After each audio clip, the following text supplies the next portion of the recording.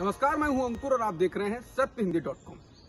सत्य हिंदी की खबरें शुरू करें उससे पहले आपको यह बता दें, जैसा कि आपको पता भी होगा कि सत्य हिंदी का ऐप आ चुका है और उसको डाउनलोड करने के लिए आपको इस वीडियो के डिस्क्रिप्शन में जाना होगा। इस ऐप को आप गूगल प्ले स्टोर से भी डाउनलोड कर सकते हैं।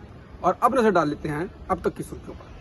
कोरोना के कारण देश में बन रही भयावह स्थिति को लेकर कांग्रेस नेता प्रियंका गांधी ने पीएम मोदी पर निशाना साधा है। प्रियंका ने कहा कि केंद्र सरकार किसी और पर जिम्मेदारी नहीं डाल सकती है।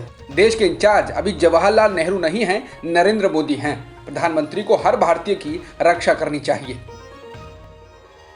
प्रियंका गांधी ने कोरोना की स्थिति को लेकर मोदी सरकार पर हमलावर होते हुए कहा कि उनको अब अपने पब्लिक रिलेशन एक्सरसाइज को रोकना चाहिए और संकट के समय में लोगों और विपक्षी दलों से बात करनी चाहिए। प्रियंका ने कहा कि भारत सरकार पाकिस्तान की आईएसआई से बात करने को तैयार है, लेकिन विपक्षी पार्टियों से नहीं।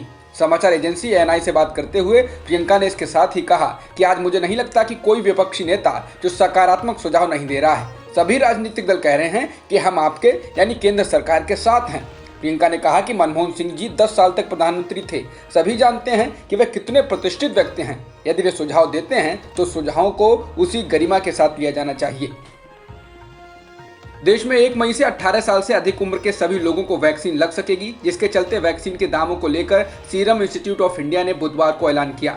सीरम इंस्टीट्यूट ने कहा कि राज्य सरकारें कोविशील्ड वैक्सीन 400 रुपए प्रति डोज में खरीद पाएंगी। वहीं प्राइवेट अस्पतालों को इसके लिए 600 रुपए देने होंगे। इसके अलावा केंद्र सरकार को ये 150 रुपए प्रति डोज ही मिलती रहेगी।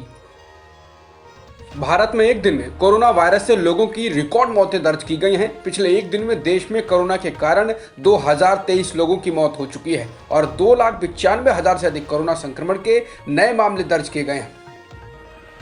भारत में कोरोना के मामले इस प्रकार बढ़ रहे हैं कि अब पूरी दुनिया में हर रोज सामने आ रहे संक्रमण के नए मामलों में 4 में से 1 भारत से है। इसके अलावा औसतन रोजाना के मामलों में भारत शीर्ष पर पहुंच चुका है। बता दें, भारत में कोरोना की दूसरी लहर में संक्रमण की गति पहले से कई गुनी अधिक है।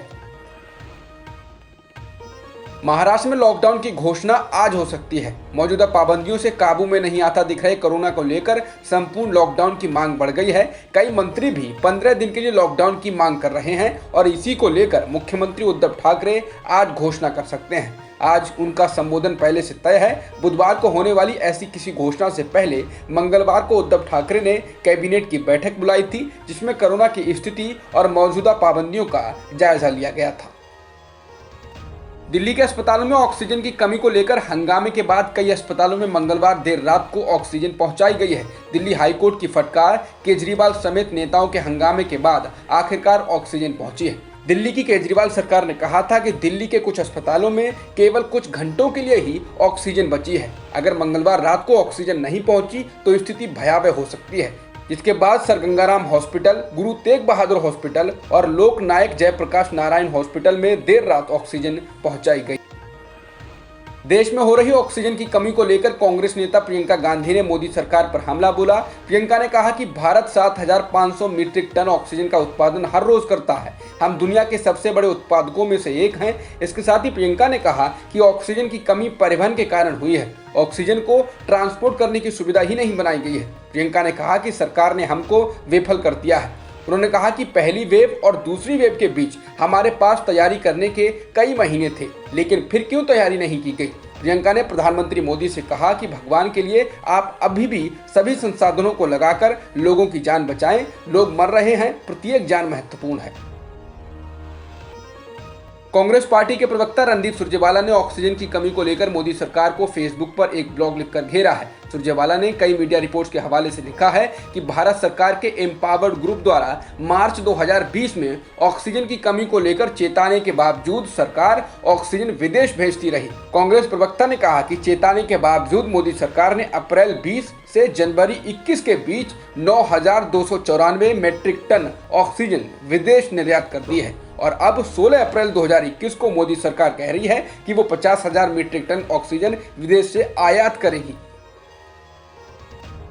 देश में कोरोना की दूसरी लहर से हालात खराब हैं। इस दौरान आज पंजाब के 1650 गांव से करीब 20,000 से अधिक किसान दिल्ली के टिकरी बॉर्डर की ओर कूच कर रहे हैं। ये सभी भारतीय किसान यूनियन उग्रहा के सदस्य बताए जा रहे हैं। किसान यूनियन के नेता के मुताबिक इनमें से 60% महिलाएं होंगी, क्योंकि पुरुष अभी खेतों में काम कर रहे हैं। इन सभी को ट्रैक्टरों, बसों और वैन से लाया जा रहा है। यूपी के कानपुर के बिकरू गांव के विकास दुबे एनकाउंटर मामले में यूपी की पुलिस को क्लीन चिट दे दी गई है। जानकारी के मुताबिक कथित फर्जी एनकाउंटर को लेकर यूपी पुलिस के खिलाफ कोई सबूत नहीं मिला है, जिसके कारण जस्टिस BS चौहान आयोग की रिपोर्ट में यूपी पुलिस को इस मामले में क्लीन चिट दे दी गई।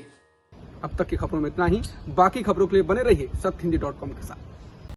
सत्य हिंदी का ऐप डाउनलोड करें गूगल प्ले स्टोर पर।